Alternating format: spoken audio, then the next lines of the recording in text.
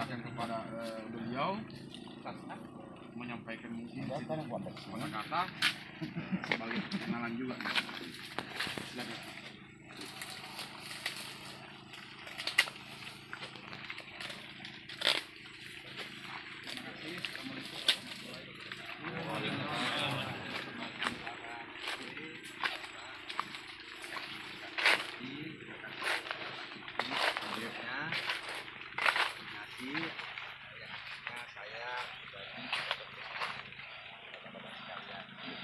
Mungkin saya sudah di sini, tapi saya belum bertemu dengan bapak-bapak. Keseharian saya itu saya di Makassar, karena banyaknya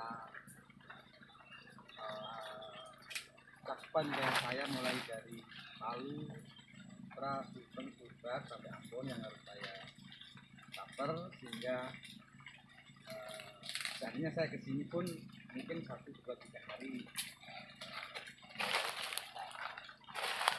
Dan tadi saya dapat cerita bahwa ternyata di sini tenaga lapangannya kurang, jadi saya minta ke Pak Mustami untuk tepatnya mengambil tenaga lapangan yang nanti bisa dia ke lapangan bersama-sama nanti, seperti perusahaan lain, seperti apa yang dilakukan. Nah, yang kedua, saya sebenarnya nggak mempromosikan program ini ke Bapak. Saya sebenarnya inginnya mengingatkan, tapi ternyata tadi ada 3 orang Bapak yang tidak pernah mengingatkan sama sekali. Dan itu jarang saya temui, Pak. Jarang saya temui. Cuma minggu di pelosok-pelosok, di Tekoyo, di Kalekayu, mayoritas pakai. Umum pakai. Meskipun dia nggak rutin, tapi pernah menggunakan. Karena petani itu kadang-kadang tergantung momennya apa? Ketika dia punya uang, beli. Tapi ketika dia tidak punya banyak uang, mungkin dia beli yang murah-murah. Dan notebook ini menurut mereka adalah barang yang termasuk mahal. Karena mungkin di kisaran harga 170 sampai 190.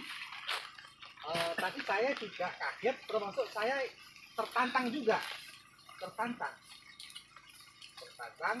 karena masih banyak yang belum mengenal.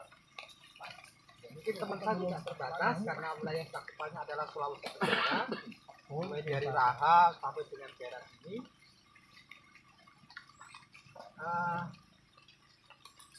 Fokus saya itu tadi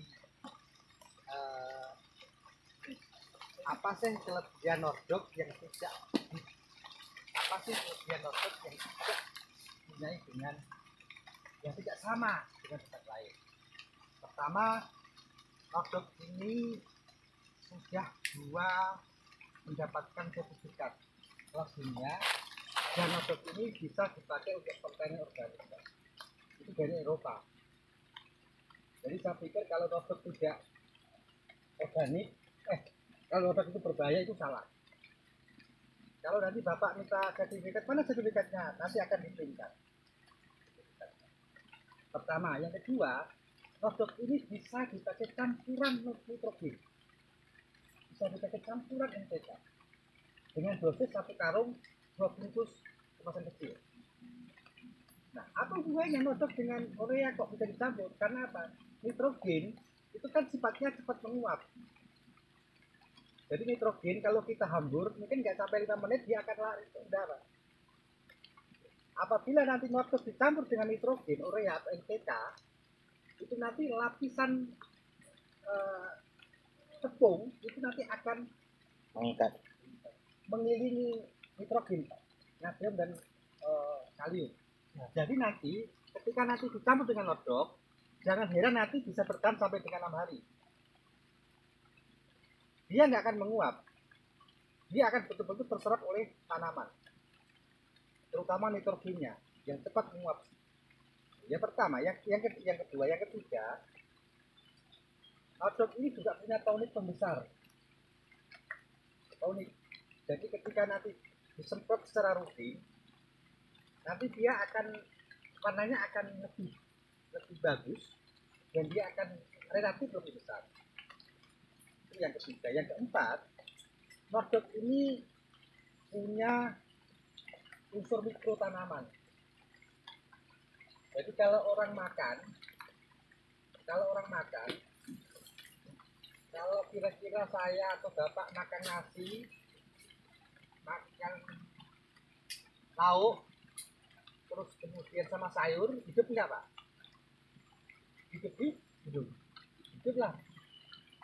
Jadi manusia kalau cukup makan nasi, sayur sama lauk-lauk pasti tumbuh, ya enggak? Tapi alangkah lebih bagusnya kalau ada susunya, ada lagi vitaminnya, sosial juga sempurna, ya enggak? Ya, begitu. Sama dengan NPK, nitrogen, NPK itu baca ya sayur, nasi, sama lauk. Unsur mikronya mungkin dia nggak ada. Nah, seperti kalsium, magnesium itu kan tidak ada di sana. Nah, nodok ini ada di sana. Makanya kalau ada kasus pH tanah itu berkurang, atau pH tanah berkurang, itu biasanya orang-orang menggunakan nodok untuk campuran pupuk. Karena ini apakah seperti bapak lahannya di sini? Apakah dokter Kako rutin melakukan tes pH tanah? Sekarang ya? Nah, kalau pH tanah itu di bawah 5, itu saya pikir susah. Hidup berbuah, tapi kualitas bijinya, kualitas hasilnya itu jauh berbeda. Tanaman padi, tanaman jagung, banyak kasus di Sulawesi Selatan yang sekarang rata-rata backupnya cuma dapat 5 ton. Dulu 15 ton yang lalu waktu saya kerja di desa, backupnya bisa 15 ton, 18 ton. Kenapa? pH tanah sudah rendah, makanya kapuk dia bisa 40